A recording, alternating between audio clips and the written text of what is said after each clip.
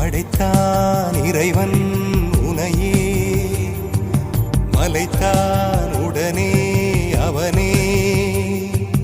அழகை படைக்கும் திறமை முழுக்க உன்னுடன் சார்ந்தது, என் விழி சேர்ந்தது. விடிய விடிய மடியில் கிடக்கும் பொன்வினை உன்மேனி மீட்டட்டும் என் மேனி. விரைவினில் வந்து கலந்திடு, வீரல் பட மெல்ல காணிந்திடு.